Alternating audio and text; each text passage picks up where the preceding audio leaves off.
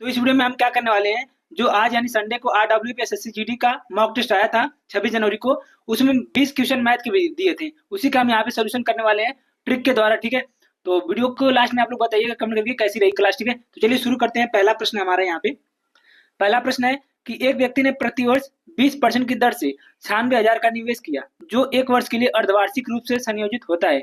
परिपक्वता पर उसे मिलने वाली राशि का 80% ज्ञात करना है। ठीक है, कह रहा है कि एक व्यक्ति है जो कि 96,000 रुपये निवेश करता है, 96,000 रुपये निवेश करता है, और आर यानी दर का मान हमारा दे रखा है 20%।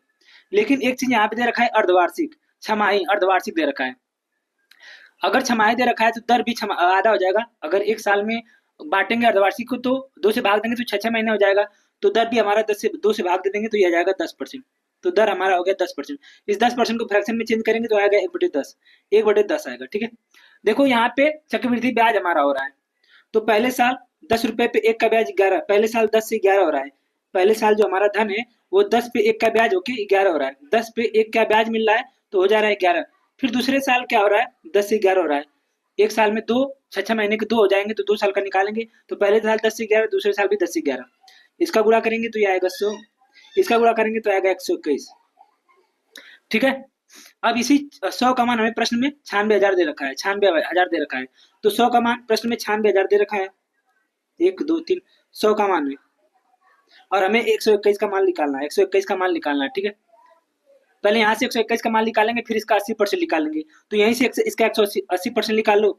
मतलब क्या है कि जो प्रश्न जो राशि आएगी उसका 80%, तो 80% निकाल लो यहाँ से। बस इसे सॉल्व करने के बाद जो आएगा वही हमारा आंसर आएगा। 2 जीरो से 2 जीरो कट गया, 1 जीरो से 1 जीरो, 1 जीरो से 1 जीरो। ठीक, अब 8 एकम 8, 8 दूनी 16 के 6 हासिल 1, 8 एकम 8 1 9 गुणे 96, गुणे 96। ठीक है, अब इसको गुणा करने के बाद जो हमारा आएगा वही हमारा आंसर हो जाएगा। अब बात आती है कि जल्दी गुणा करना होगा तो कैसे करेंगे। इस 96 को हम ऐसे लिख सकते हैं 90 प्लस 6, 90 प्लस 6 तो हम जल्दी से गुणा कर लेंगे। इस 96 को ऐसे लिख सकते हो अगर गुणा करना हो तो 90 का गुणा इसमें करेंगे तो जीरो, तो जीरो आ जाएगा। 9 8 72 के 2 हासिल 7, 9 7 थे 9 6 54, 54 7 61 के 1 हासिल आ गया 6, 9 9 81, 81 7 88, 81 से 87। ठीक है, सॉरी 87। अब क्या करेंगे, इसमें 6 का गुणा करेंगे तो 8 6 48 के 8 हासिल 4, 6 6 36, 36 4 40 के 0 हासिल आ गया 2, सॉरी हासिल आ गया 4, फिर 6 9 54, 54 4 58, सॉरी 58 इसमें जोड़ देंगे तो 8 2 9 7 5 12 के 2, ये आ गया 9, तो 92,928 ये हमारा आंसर आ गया। ठीक है, जल्दी कैलकुलेशन ऐसे किया जाता है। देखो आगे प्रश्न हमारा दूसरा, देखो मैं आराम से बताऊंगा, थोड़ा सा टाइम लग जाएगा तो मैनेज कर लेना। कह रहा है एक काम को 24 दिन में कर सकता है, एक काम को 24 दिन में कर सकता है। आगे कह रहा है कि बी उसी काम को 36 दिन में, बी उसी काम को 36 दिन में कर सकता है। ए उसी काम को 24 दिन में कर सकता है, बी उसी काम को 36 दिन में कर सकता है। कह रहा है कि वे एक साथ काम करना शुरू करते हैं लेकिन एक केवल 4 दिन काम करता है। तो सबसे पहले हम एक ऐसा नंबर लेंगे जो इन दोनों से कट जाए, तो हम मान लेते हैं इनका एलसीएम 72। ठीक है, तो 72 इन दोनों से कट जाएगा, तो अगर एक दिन में सॉरी अगर टोटल काम है हमारा 72, अगर ये 24 दिन में करता है तो हर दिन करता होगा 3 काम, और 36 हर दिन करता होगा, बी हर दिन करता होगा 2 काम, सॉरी। ठीक है, आगे कह रहा है कि वे एक साथ काम करना शुरू करते हैं लेकिन एक केवल 4 दिन के लिए काम करता है। तो ये दोनों मिलकर 3 2 5, एक दिन में 5 काम करते हैं, और ये इन्होंने साथ मिलकर 4 दिन काम किया, तो टोटल इन्होंने 20 काम कर दिया, टोटल इन्होंने 20 काम कर दिया। तो 72 में से 20 काम माइनस करेंगे तो आएगा 60, 72 में से 20 हमने कर दिया साथ मिलकर तो बचा 60 काम। आगे कह रहा है कि शेष काम यानी जो 60 काम बचा है वो बी द्वारा पूरा किया जाता है यदि काम को पूरा करने का ठेका 48 रुपए है। जो 72 काम है, जो 72 काम है, ये 72 काम जो है इसे पूरा करने का ठेका जो है 48 रुपए है। यानी अगर कोई 72 काम करेगा, 72 काम को करेगा तो उसे 48 रुपये दिया जाएगा, 48 रुपये दिया जाएगा। तो हम यहाँ से एक काम की वैल्यू का मान निकालेंगे, तो 24 नहीं 72, 24 दूना 48, 200, एक का मान आ गया 200/3, एक यूनिट का मान आ गया 200/3, एक यूनिट का मान आ गया 200/3। ठीक है, तो ये जो बचा हुआ काम है बी, इस 60 काम को बी करेगा, तो 60 यूनिट का मान निकाल लेंगे, तो एक यूनिट का मान आ गया 203/2, तो 60 का मान आएगा तो 200/3 से इसमें गुणा कर देंगे, तो 3 दूना 6, ये आ गया 4000। तो यही हमसे प्रश्न पूछा है कि जो बचा हुआ काम है उसको अगर बी करेगा तो उसके हिस्से में कितने रुपए आएगा। तो बचा हुआ काम 60 है, तो 60 काम अगर बी करेगा तो 4000 रुपये वो पाएगा। ठीक है, आगे प्रश्न नंबर 3 है, आसानी है। कह रहा कि एक व्यक्ति ने पहले 5 महीने में औसतन 1600 रुपये 5 महीने का औसतन 1600 है, तो हम 5 महीने का टोटल निकालेंगे, 16×5 = 80 यानी कि 8000 हो गया। ठीक है, आगे कह रहा है कि अगले 7 महीने का औसतन, अगले 7 महीने का औसतन है 1800, तो हम अगले 7 महीने का टोटल निकालेंगे तो 0 8 7 56 से 12, ठीक है, इतना आ गया 12,600। कह रहा कि अगले 7 महीने का औसतन 1800 रुपये प्रति माह खर्च करके वो 4180 रुपये बचाता है, 4180 रुपये बचाता है, मतलब 5 महीने में इतना खर्च करता है, 7 महीने में इतना खर्च करता है, और उसके बाद भी 4180 रुपये बचा देता है। तो इन तीनों को जोड़ लेंगे तो हमारा टोटल आय निकल जाएगा, टोटल रुपया निकल जाएगा। तो जोड़ लीजिए 0 8 6 7 8 2 10 4 14 के 4 2, ये आ गया 2478 0। ठीक है, कह रहा कि उस व्यक्ति की प्रति माह औसत आमदनी कितनी है, औसत आमदनी पूछा है, तो इसे सॉरी इसे 12 से भाग दे देंगे, इसे 12 से भाग दे देंगे। ठीक है, तो 12 दूना 24, फिर भाग नहीं जाएगा तो 0, 12 6 78, 12 5 60, ये आ गया 2065, ये आंसर आ गया 2065 उसकी औसत आमदनी है। आगे हम चलते हैं, आगे हमारा प्रश्न है प्रश्न नंबर 4। क्या बोल रहा है कि यदि कोई 9 अंकों की संख्या है, ये 9 अंकों की संख्या है 7 8 5 x 3 6 7 और 8 और यहाँ पे y है, कह रहा कि ये 72 से कट रहा है, ये 72 से कट रहा है, ये 72 से कट रहा है। ठीक है, तो 3x x माइनस 4y का मान हमें बताना है, 3x और 4y का मान हमें बताना है। ठीक है, तो देखो कोई भी नंबर अगर 72 से कट रहा है तो वो 8 और 9 से भी कटना चाहिए, क्योंकि ये इसी का मल्टीप्लाई, इसी का फैक्टर है। तो और कोई नंबर अगर ये पूरा पूरा 72 से कट रहा है तो ये 8 और 9 से भी कटना चाहिए। तो आपको पता है कि जब कोई नंबर 8 से कटता है तो उसका जो लास्ट का 3 अंक होता है वो भी 8 से कटता है, जो लास्ट का 3 अंक होता है वो भी 8 से कटता है, जो लास्ट का 3 अंक होता है वो भी 8 से कटता है। तो अगर लास्ट के 3 अंक 7 8 वाई है, 7 8 वाई है, तो वाई की जगह ऐसा हम क्या रखें कि ये 8 से कट जाए। तो देखो 8 9 72 होता है, 72 होता है, तो यहाँ पे आ गया 6। अब y की जगह ऐसा क्या रखें कि ये 8 से पूरा पूरा कट जाए, तो अगर यहाँ पे y की जगह 4 होता तो ये पूरा पूरा कट जाता, तो y बराबर हमारा आ गया 4, y बराबर आ गया हमारा 4। ठीक है, तो y बराबर हमने निकाल लिया 4। अब देखो जो 9 का मल्टीप्लीकेशन का नियम होता है कि जो नंबर 9 से कटेगा उसके अंकों का जोड़ भी 9 से कटेगा, तो इसके अंकों का जोड़ निकाल लेते हैं। तो 8 7 15, 15 5 20, x को अभी छोड़ देते हैं, 20 3 23, 23 6 29, 29 और 7 36, 37 4 40 8 48, 48 प्लस x, 48 प्लस x। अब इससे अगर हम 48 में क्या जोड़े कि वो 48 में x की जगह क्या रखें कि वो 9 से पूरा पूरा कट जाए, तो हमको पता है कि 9 5 45 होता है। अगर यहाँ पे हम 6 रखेंगे, अगर x की बराबर यहाँ पे हम 6 रखेंगे तो ये हो जाएगा 54, तब ये पूरा पूरा कट जाएगा। तो x का मान आ गया 6, तो यहाँ पे रख दी 36 18, यहाँ पे रख दो, y का मान 4 चौको 16, तो यहाँ से आ गया 2, यहाँ से आ गया 2। ठीक है, तो इसको ऐसे ही सॉल्व करना था, कुछ नहीं है। अब यहाँ पे हमारा 5वां प्रश्न है जो कि सरलीकरण का है, अगर कठिन दिया होता तो मैं करा देता, बस इसमें गुणा करना है, उसके बाद गुणा करके जो आएगा वो कर लेना है। ठीक है, तो आगे हम चलते हैं अपने अगले प्रश्न पे, 6वें पे। हमारा प्रश्न नंबर 6 है, कह रहा है कि 45 सेंटीमीटर 75 सेंटीमीटर 1 मीटर 20 सेंटीमीटर और 1 मीटर 35 सेंटीमीटर लंबाइयों की सटीक माप कर सकने वाले पैमाने की अधिकतम लंबाई। अधिकतम लंबाई का मतलब है, मैक्सिमम का मतलब होता है एचसीएफ, हाईएस्ट कॉमन फैक्टर, यानी एचसीएफ इसका निकालना है। तो जो मीटर में उसे सेंटीमीटर में चेंज कर लो, एक 45 सेंटीमीटर दे रखा है, ये 75 सेंटीमीटर दे रखा है, और ये दे रखा है 1 मीटर 20 सेंटीमीटर, तो 1 मीटर में होता है 100 सेंटीमीटर, तो ये हो जाएगा 120 सेंटीमीटर। आगे दे रखा है 1 मीटर 35 सेंटीमीटर, तो 100 और 35 135 सेंटीमीटर। ठीक है, अब 45 75 120 और 35 का हमें एचसीएफ निकालना है, तो वो हमारा अधिकतम लंबाई आ जाएगा। तो हम देख रहे हैं 15 से ये भी कट रहा है, 15 से 45, 15 5 75, 15 8 120, 15 9 135, 15 से कट रहा है। अब ऐसा कोई भी नंबर नहीं है जो इन चारों को काट दे, तो यही हमारा एचसीएफ हो जाएगा, तो हमारा आंसर आ गया 15। ठीक है, आगे हमारा प्रश्न है 7। क्या कह रहा है कि दो संख्याओं के बीच का अंतर 1300 है। यदि एक संख्या का 8% दूसरी संख्या के 10% के बराबर है, तो मान लेते हैं कि एक संख्या ए है, इसका 8% यानी 8/100, और एक संख्या दूसरी संख्या बी है, उसका 10%, ये दोनों बराबर है, ये दोनों बराबर है। ठीक है, तो 100 से 100 कट गया, ए बी को इधर लेके आएंगे तो बटे में हो जाएगा 10/8। ठीक है, तो इसको काट देंगे, 2 5 10, 2 चौको 8। ठीक है, तो हम देख रहे हैं एक संख्या है 5 और दूसरी संख्या है 4, कह रहा कि इनके बीच का अंतर 1300 है, तो इनके बीच का अंतर कितना है, एक का मान कितना दे रखा है, 1300 दे रखा है, एक का मान 1300 दे रखा है। ठीक है, तो पूछा है कि दोनों संख्याओं का योग, तो दोनों संख्याओं का योग कितना होगा, 5 + 4, 5 + 4 = 9, तो 9, ये भी 9 नहीं होगा, 1300 ज्यादा होगा, 1300 गुना होगा, 13 9 117। ठीक है, 11700, 13 9 117 11700 होगा। ठीक है, आगे चलते हैं, प्रश्न नंबर 8।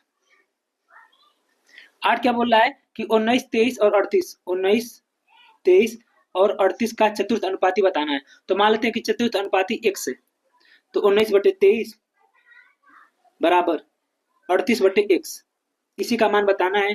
तो x बराबर आ जाएगा 38 गुणे 23 और बटे में आ जाएगा 19। ठीक है, तो 19 दूना 38, 23 दूना 46, आंसर आ गया हमारा 46। ठीक है, आगे हमारा प्रश्न है प्रश्न नंबर 9। क्या बोल रहा है कि एक पंखा 20% के लाभ पर बेचा जाता है।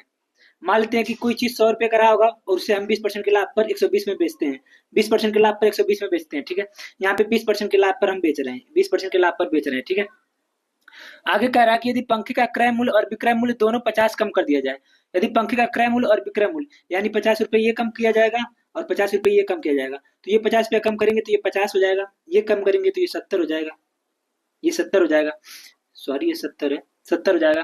कह रहा है कि विक्रय मूल्य और क्रय मूल्य दोनों 50 पे कम हो जाते हैं तो लाभ 5% अधिक हो जाता है। तो अब हम यहाँ से चेक कर लेंगे कि हमें कितने का लाभ हो रहा है। तो 50 पे 20 का लाभ हो रहा है, 50 पे 20 का लाभ हो रहा है, परसेंटेज के लिए 100 से गुणा कर देंगे तो 50 दूनी 100, ये आ गया 40%, ये हो गया 40%। मतलब जब हम 50 रुपए कम किया तो 50 रुपए कम करने के बाद यहाँ पे हमें 40 रुपए का लाभ हो रहा है। पहले 20 रुपए का लाभ हो रहा था, अब 40 रुपए का लाभ हो रहा है। कितना लाभ अधिक है? तो कितना लाभ अधिक है? तो 20% लाभ अधिक है। तो यहाँ पे 20% का लाभ, यहाँ पे 40% का लाभ, तो कितना ज्यादा लाभ हो रहा है? 20% का लाभ ज्यादा हो रहा है, 20% का लाभ ज्यादा हो रहा है। ये क्यों हो रहा है? क्योंकि हम 50 रुपए प्रत्येक में बढ़ा रहे हैं। तो हमसे पूछा है कि वास्तविक मूल्य, तो वास्तविक मूल्य हमें 100 का मान निकालना है। तो यहाँ पे 5 से गुणा करेंगे तो इधर से भी इधर भी 5 से गुणा करेंगे तो 100% का मान आ जाएगा 250, 100% का मान आ गया 250। तो ये हमारा आंसर हो गया। इसको एक और तरीके से कर सकते हैं। देखो आगे प्रश्न है हमारा 10, जो कि साधारण ब्याज का सवाल है, आसानी है। कह रहा है कि 16 रुपए की धनराशि पर 2 वर्ष 3 माह का साधारण ब्याज 252 रुपए है, ब्याज की दर बताना है। ब्याज हमारा दे रखा है 2.52, 2.52। ठीक है, ये साधारण ब्याज है। मूलधन हमारा दे रखा है 16 और गुणे दर, दर का मान हमें निकालना हमको पता नहीं है। ठीक है, और समय हमारा दे रखा है 2 साल 3 महीने। तो अगर 3 महीने को हम चेंज करेंगे साल में तो 3/12 से भाग देंगे तो 1/4 आ जाएगा। तो 2 सहित 4 साल का, तो 4 दूनो 8, 1 9, 9 बटे आ गया 4, 9 बटे आ गया 4। ठीक है, 9 बटे आ गया 4 और बटे में 100 रहेगा, बटे में 100 रहेगा, गुणे 100। ठीक है, तो यहाँ से हमें आर का मान निकालना है। तो आप लोग निकाल सकते हो आर का मान। देखो जब इस 100 का गुणा इसमें होगा तो ये दशमलव हट जाएगा। ठीक है, और 4 चौक को 16 हमने यहाँ से निकाल लिया। इसको करेंगे 4 छके 24, 4 दूना 4 चौको 24, 4 तेई 12, 9 से काटेंगे तो 9 सात 63, यानी आर का मान आ गया 7%। आर का मान आ गया 7%, ये हमारा आंसर है, आर का मान आ गया 7%। ठीक है, आगे हमारा प्रश्न है, ये भी बता देता हूँ, प्रश्न नंबर 11। क्या बोल रहा है कि x की एक धनराशि को ABC में इस प्रकार वितरित किया जाता है। कोई धनराशि ₹100 हमको पता नहीं कितना रुपए है, कह रहा है उसको A, B और C में इस प्रकार बांटा जाता है कि A और B के हिस्से का अनुपात 3:5, ए और बी के हिस्से का अनुपात 3:5, बी और सी के हिस्से का अनुपात 4:7, बी और सी के हिस्से का अनुपात 4:7। ठीक है, 4:7 है। तो सबसे पहले हम एबीसी का अनुपात निकालेंगे, सबसे पहले एबीसी का अनुपात निकालेंगे। तो हम देख रहे हैं यहाँ पे बी 5 है, यहाँ पे बी 4 है, तो ऐसा तो हो नहीं सकता कि एक ही चीज दो जगह अलग अलग हो। तो इसको हम बराबर करेंगे, तो या तो बराबर कर लो या तो इसके आगे ये लिख दो, या तो इसके आगे का स्थान खाली तो यहाँ पे 5, इसके पहले का स्थान खाली तो यहाँ पे 4। तो 4 3 12, 5 चौक को 20, 7 5 35। ये ए बी सी का मान आ गया, ए बी सी का अनुपात आ गया 12 20 35। आगे प्रश्न में दे रखा है कि ए और सी के बीच क्या, ए और सी के हिस्सों के बीच का अंतर 2001 है। तो ए और सी के बीच के हिस्सों का अंतर कितना है? यहाँ से हो गया 23। इसी 23 का मान हमें प्रश्न में दे रखा है 2001, 2001।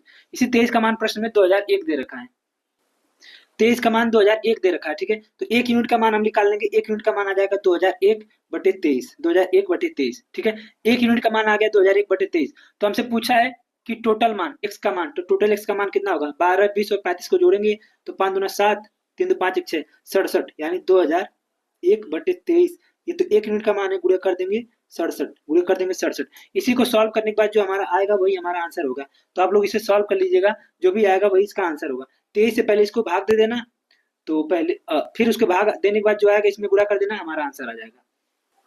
आगे प्रश्न है प्रश्न नंबर 12, आसान प्रश्न है। प्रश्न नंबर 12 क्या बोल रहा है? कह रहा है कि दो पाइप एस तथा यू है, एस तथा यू है, एस जो है 24 घंटे में और यू जो है 30 घंटे में भर सकते हैं। एक पाइप है जो कि टंकी को 24 घंटे में और यू जो है 30 घंटे में भर सकता है। तो सबसे पहले एक ऐसा नंबर लेंगे जो इन तीनों से दोनों से कट जाए, तो एलसीएम ले लेंगे तो 120। ठीक है, अगर ये 24 घंटे में भरता है तो हर घंटे 5 लीटर पानी भरता होगा। अगर 120 लीटर ये 30 घंटे में भरता है तो हर लीटर 4 लीटर पानी भरता होगा। ठीक है, अब ये हमारा आ गया। अब कह रहा है कि यदि दोनों पाइप एक साथ खोल दिया जाए तो पाइप यू को कितने समय बाद बंद कर दिया जाए। तो यू को बंद करना है ना, तो हम यहाँ पे यू पे काम नहीं करेंगे, कह रहा है कि यू को कितने समय बाद बंद कर दिया जाए ताकि टंकी 16 घंटे में भर जाए। टंकी 16 घंटे में भर जाए। तो देखो यू तो बंद हो रहा है ना, यू को बीच में हम बंद कर रहे हैं। तो 16 घंटे टोटल पानी चल रहा है, तो जो यस है वो टोटल 16 घंटे लगातार चलेगा। यस तो बंद नहीं हो रहा है, तो वो तो 16 घंटे लगातार चलता रहेगा। तो 16 पाँच 80, और वो 1 मिनट में 5 लीटर पानी भरता है, तो 16 घंटे में कितना भरेगा? 16 घंटे में 80 लीटर पानी भरेगा। अगर वो 1 घंटे में 5 लीटर पानी भरता है, तो 16 घंटे में 80 लीटर पानी भरेगा। तो 120 में से 80 माइनस करेंगे तो बचेगा 40। अब ये 40 लीटर पानी बचा है, इसे यू ने भरा है, तो कितने घंटे में भरा है? 1 घंटे में 4 लीटर। तो 4 से भाग देंगे तो 10 घंटे में, यानी कि 10 घंटे तक यू चला था, उसके बाद इसे बंद कर दिया गया। तो 10 घंटे के बाद यू को बंद कर दिया गया, ये हमारा आंसर है 10 घंटे। आगे आपका प्रश्न है 13। प्रश्न नंबर 13 क्या बोल रहा है? कह रहा है कि गांव की जनसंख्या में प्रथम वर्ष 10% की वृद्धि, प्रथम वर्ष 10% की वृद्धि और दूसरे वर्ष 12% की कमी, दूसरे वर्ष 12% की कमी। सबसे पहले इसको हम फ्रैक्शन में चेंज करेंगे तो ये 1/10 आएगा। इसको फ्रैक्शन में चेंज करेंगे तो 12/100, 4×3 = 12, 4×2 = 8, 5। ये कमी हो रहा है, ये ध्यान रखना, ये कमी, ये वृद्धि। ठीक है, अब हम प्रश्न सॉल्व करते हैं। कह रहा है कि गांव की जनसंख्या में प्रथम वर्ष 10% की वृद्धि और दूसरे साल 12% की कमी हो रही है। दूसरे वर्ष के अंत में उस गांव की जनसंख्या 14,520 थी, तो पहले वर्ष के आरंभ में गांव की जनसंख्या। ठीक है, तो देखो पहले साल क्या हो रहा है? 10 पे 1 की वृद्धि 11, 10 पे 1 की वृद्धि 11 हो जा रहा है, 10 पे 1 की वृद्धि 11 हो जा रहा है। और दूसरे साल क्या हो रहा है? 25 पे 3 की कमी, 25 पे 12 की 3 की कमी, यानी 25 से 3 की कमी 22 हो रहा है, 25 से 22 हो रहा है, 25 से 22 हो रहा है।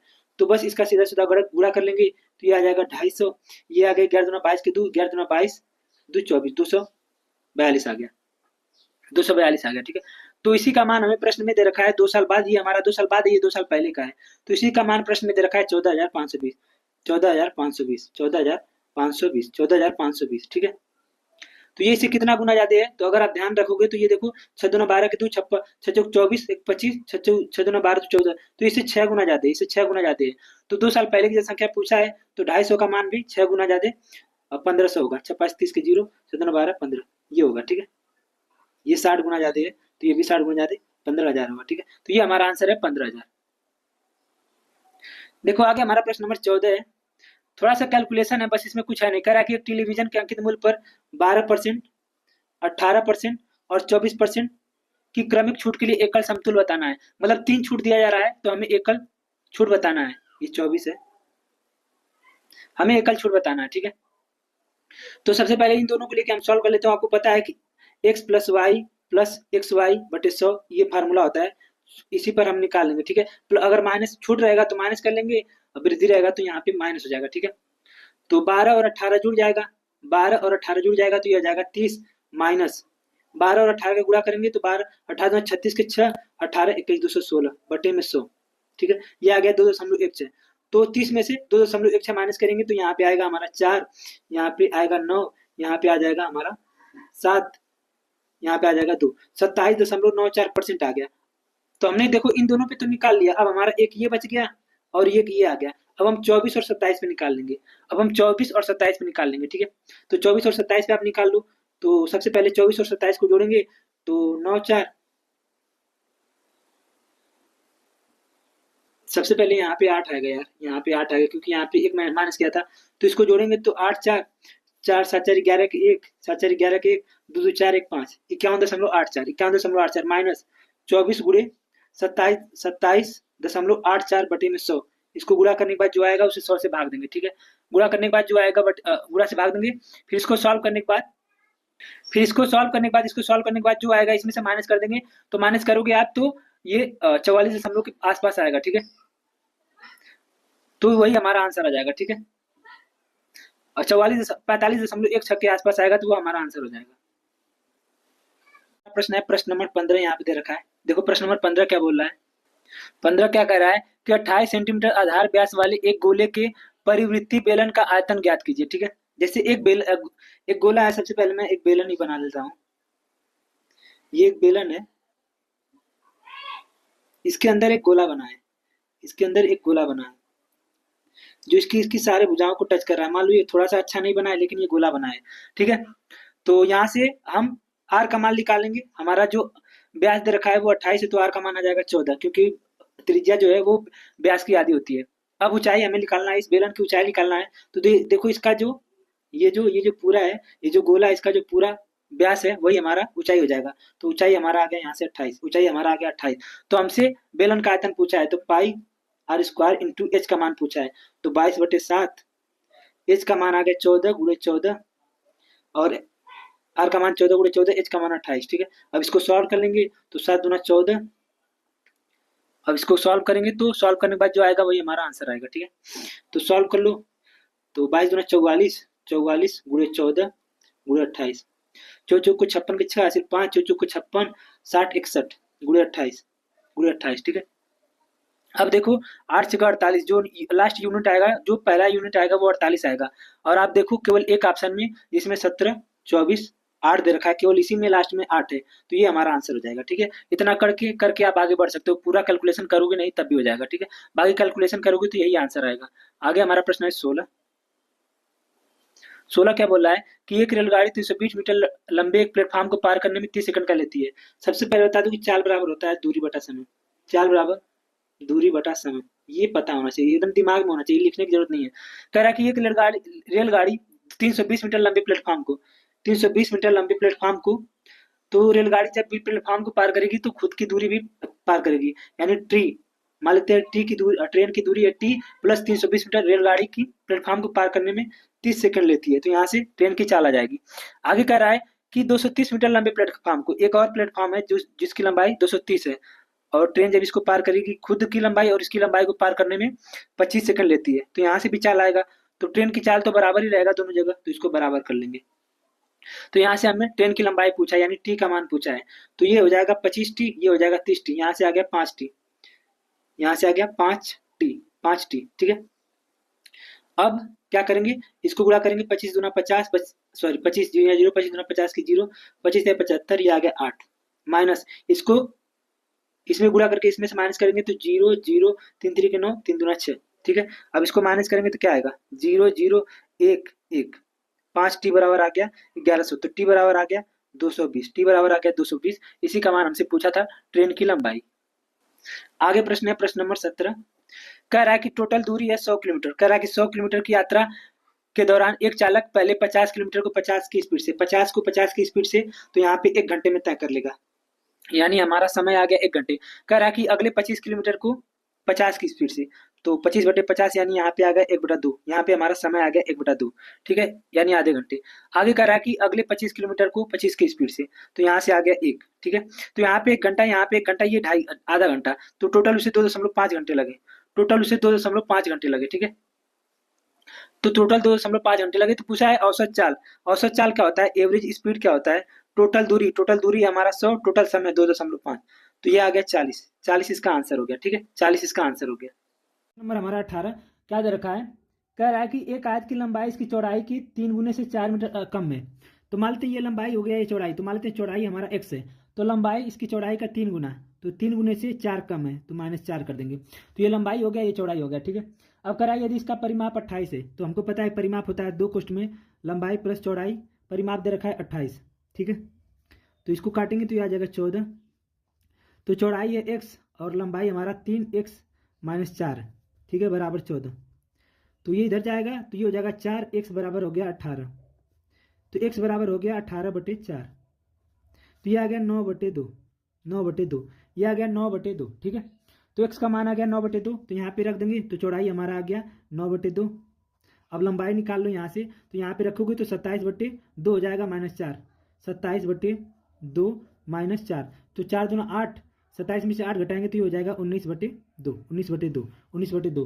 तो हमसे इसका क्षेत्रफल पूछा है, तो क्षेत्रफल क्या होता है, लंबाई गुणे चौड़ाई, तो लंबाई है 19/2 गुणे चौड़ाई है 9/2, तो 19 9 होता है 171/4, तो 4 से इसको भाग देंगे, तो 4 चौक को 16, ये 4 दूना 8, 4 से 28, ये आ गया 42.75, ये इसका आंसर है 42.75। ठीक है, आगे प्रश्न है 19 वाला।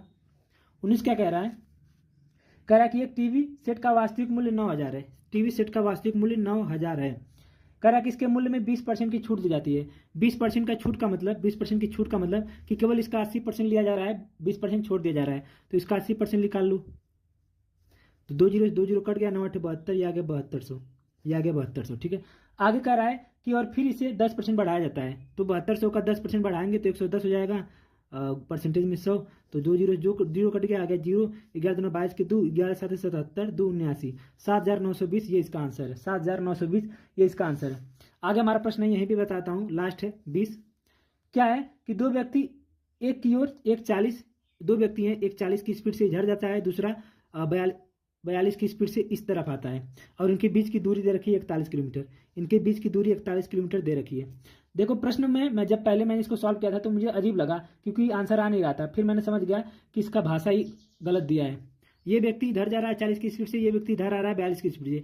टोटल इनके बीच की दूरी है 41 किलोमीटर। कह रहा कि ये कितने समय के बाद मिलेंगे, तो 41 किलोमीटर। आपको पता है कि जब कोई चीज़ विपरीत दिशा में जाती है तो उनकी स्पीड जो है जुड़ जाती है, तो इनकी स्पीड जुड़ के हो जाएगी 82। ठीक है, तो आपको पता है कि चाल बराबर होता है दूरी बटा समय, तो हमसे समय पूछा है, तो दूरी बटा हो जाएगा चाल। तो दूरी है 41, चाल है हमारा 82। ठीक है, यहाँ से हमारा समय आ जाएगा, तो ये कट के आ गया 1/2, ये 1/2 घंटे आ गया, और हमसे आंसर मिनट में पूछा है, तो 1/2 घंटे को मिनट में चेंज करेंगे तो 60 से गुणा करेंगे तो आ जाएगा 30। ठीक है, तो ये आंसर आएगा 30 मिनट बाद ये दोनों एक दूसरे से मिलेंगे। तो कैसी रही कमेंट करके बताइएगा क्लास।